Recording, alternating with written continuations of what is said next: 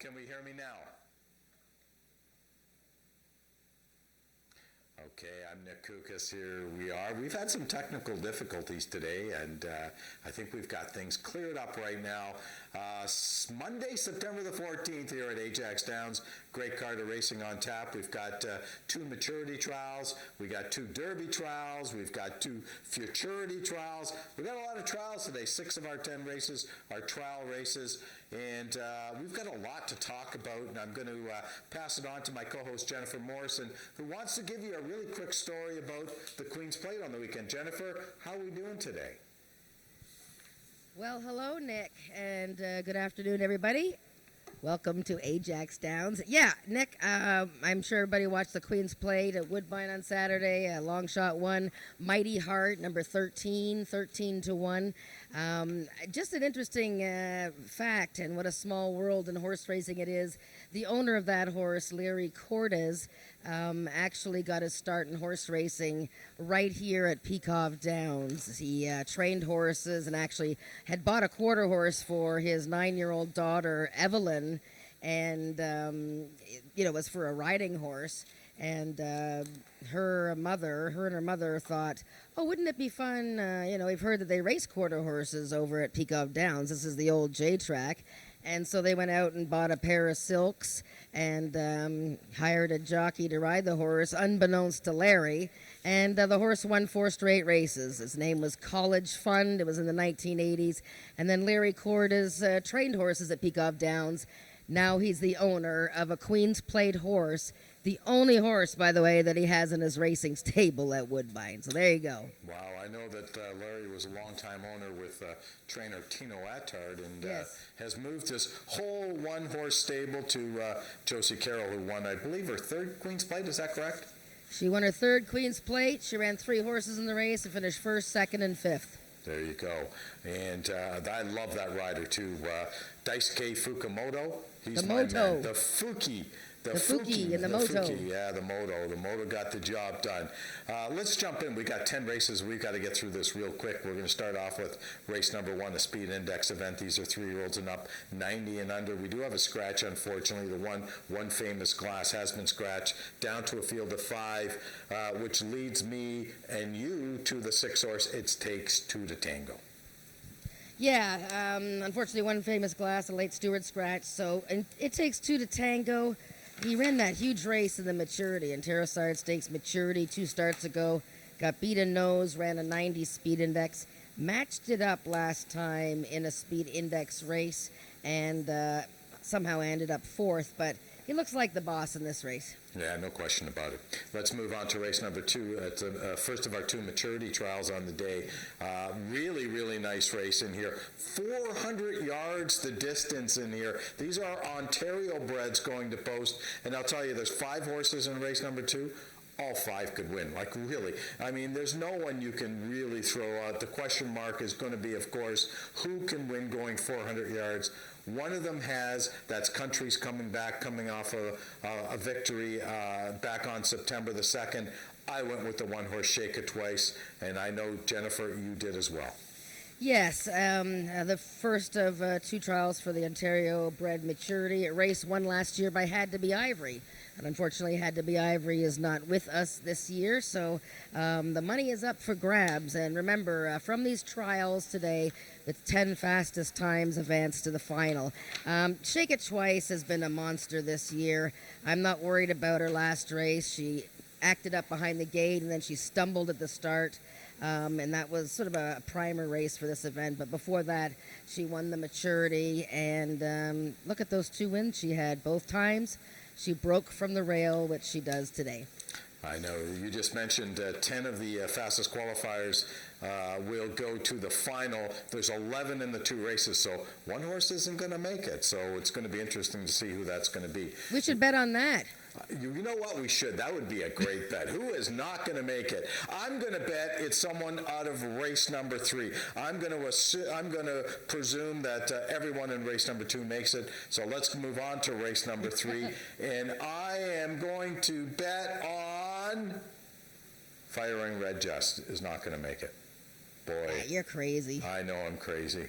But No, that that's would be a it's great too hard bet. to I bet. love It'll that be bet. somebody that we're not expecting for some other weird reason. But the third race, which is the second trial, I thought was way more difficult. It is. I mean, I normally would just gravitate to She's Sizzling since she was so good last year. But even this year, when she was second, it had to be Ivory. But her last race really was kind of a pooper there. Even money, and I couldn't find any excuse for She's Sizzling not firing in that race against 5-Bar Fandango, except for the fact that it was August 26th, and it had been since July 1st when she had previously run, and maybe she just wasn't sharp enough, fit enough, needed the race. I don't know. So I went with the gray mare, Not Whistling Dixie.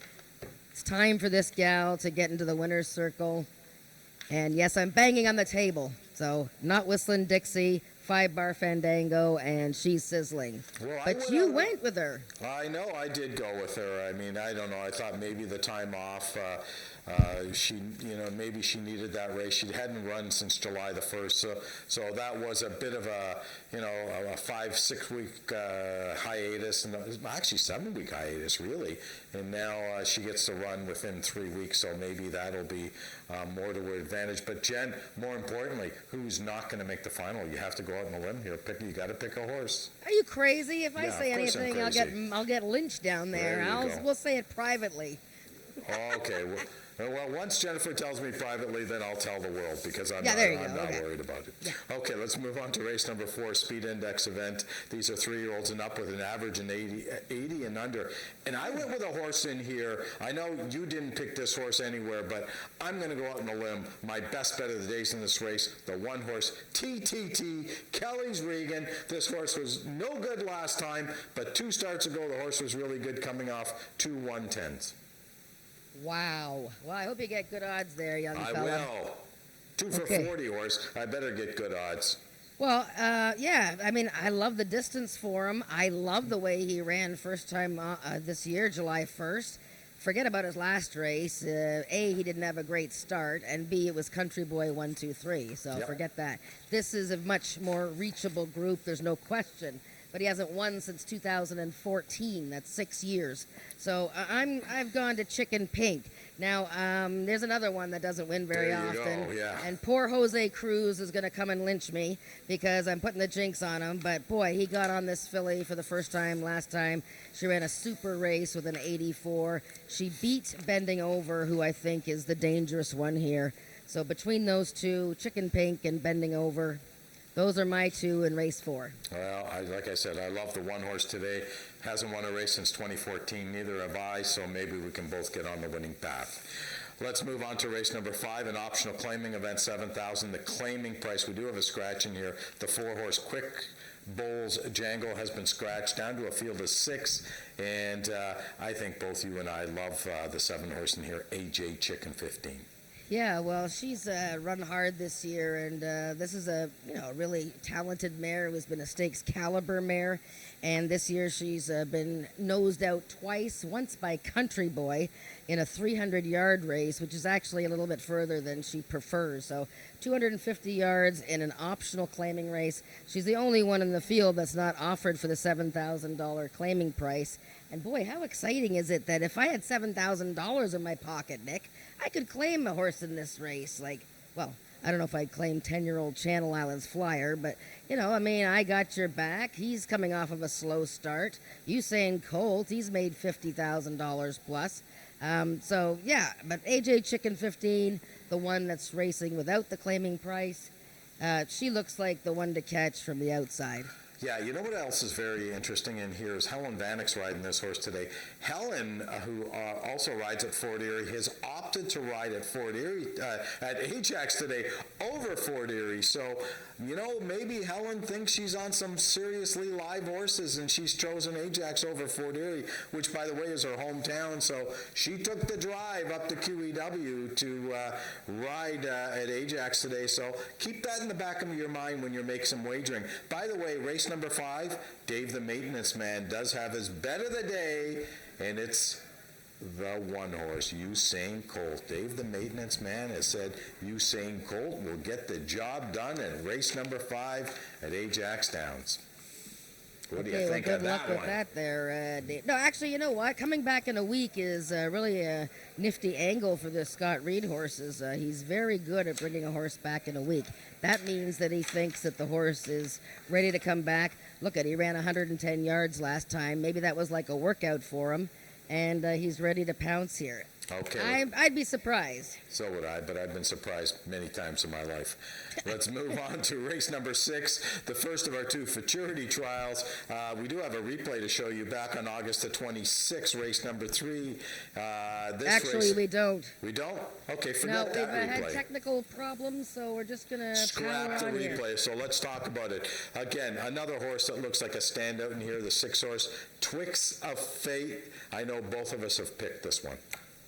So yeah, this is an exciting, this is the big race of the year, the Alex Peekov Memorial Futurity, worth $100,000 plus, coming up the final October 5th. So we've got 2 trials, 17 horses. Oh, and 16 horses, I guess. It was a scratch. So, this race here, has lured the 2 top ones, top 2-year-olds right now. And like you said, Twixt of Fate, undefeated in 2 starts. It's too bad because I would have liked to have shown a couple of these replays, but nothing seems to be working today.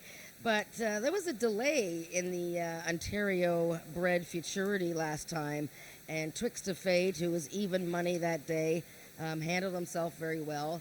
He only won by a nose, though, Nick. And Country Fried Chicken, who was finally running a very straight race out of the gate because he'd shown a lot of greenness this year, he was a jump away from perhaps upsetting Twixt of Fate, and on the outside here had to be Relentless.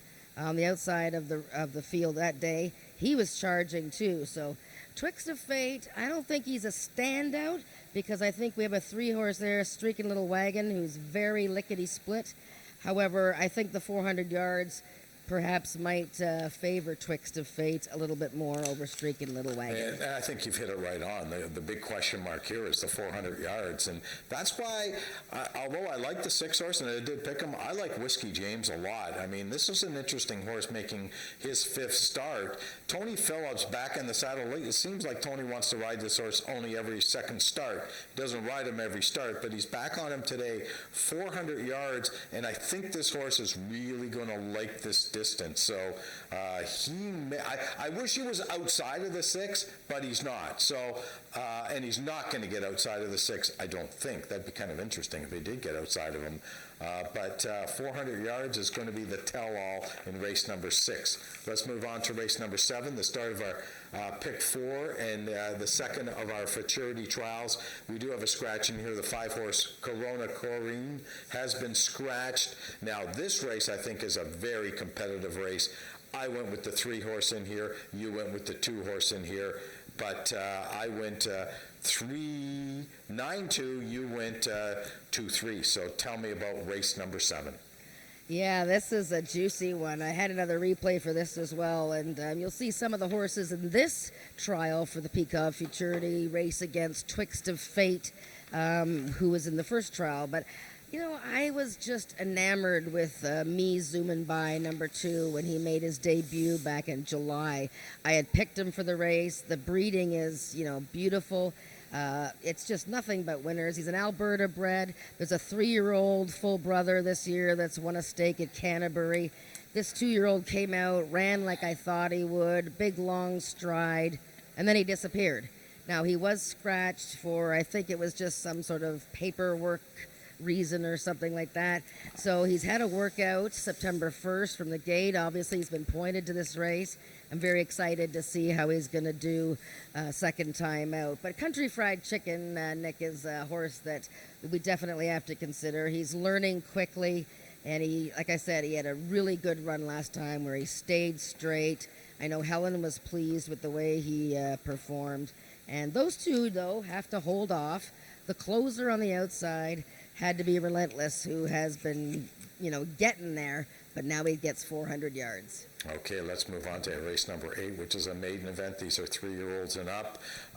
The start of the late pick 3 today. You went with the 6-horse Stoli. I went with a first-time starter with Jumpin' Bojangles. Explain your logic with Stoli, who is 0 for 10 coming into today. Yeah, well, I'll give you one good reason. She's in a maiden race. Okay? Ah, So so Bob Stoli has. Broadstock figured out a maiden should run in a maiden. Is that what you're saying? Oh yeah, well, okay, yeah, exactly. Look at she ran a fabulous race off the layoff. I mean, that was 11 months away. She ran third, beating a length to Chester Nez, which I'm not saying that is a world beater class of horses, but it was a speed index. Horses had won races in that race, and now she's back with maidens. She has absolutely run an 85 before. She's run in the 70s before. I think this could be her day. Maybe she needs one more, and it'll be third start off the layoff. The logical horse in the race is This Chick Rules. Incredible that she hasn't won her maiden yet, but she's had some bad luck. I don't mind your horse. This is the first foal of Jumpin' Guitar, and for Nadia Marcoux, who raced Jumping Guitar, who won 4 of 8, and didn't she win the Alex Peikov Futurity in 2014? Jen, there's not a lot I know, but this is what I know. My horse is undefeated, and your 2 horses are 0 for 24 coming into today, okay? I like my chances better. Let's move on to race number 9, the first of our 2 Peacock Derby trials. A field of 6 in here, but here's another race. Wow, you want to talk about a great betting race? I mean, I love betting this race because I've got 2 picks. You've got 2 picks. They're 15 to 1 and 10 to 1, and we both picked the same exactor in here. Really? Well, Yeah. One Cool Dynasty, it's been a busy year for her. This is her 8th start of the year, but boy, oh boy, she won the Princess Derby in August. She just got beat ahead in the Ontario, let's say, Bred Derby. And the horse that beat her, Hanover Hill Chelsea, is not in the trials for the Peacock Derby, as she's been pretty busy as well. So is One Cool Dynasty ready for open races? She's been competing against restricted company. I don't know. I mean, she looks pretty good in here, but I think EC Grey's Anatomy is very interesting here. An excellent effort against older horses last time, where he battled on the lead all the way. Of course, Helen Vanek's going to take One Cool Dynasty, but I think this horse, the first horse owned by Anna Rosiak, I think this horse is worth a long look. Again, it comes down to this 400 yards. I mean, we haven't had a lot of 400-yard racing. And although I picked EC Grey's Anatomy, the one concern I do have is that this horse ran 440 twice and really didn't run very well either time. It's never run 400, but that's the only measure we've got is the 440 distance. You've made another point about the 2-horse One Cool Dynasty comes back outside of restricted races against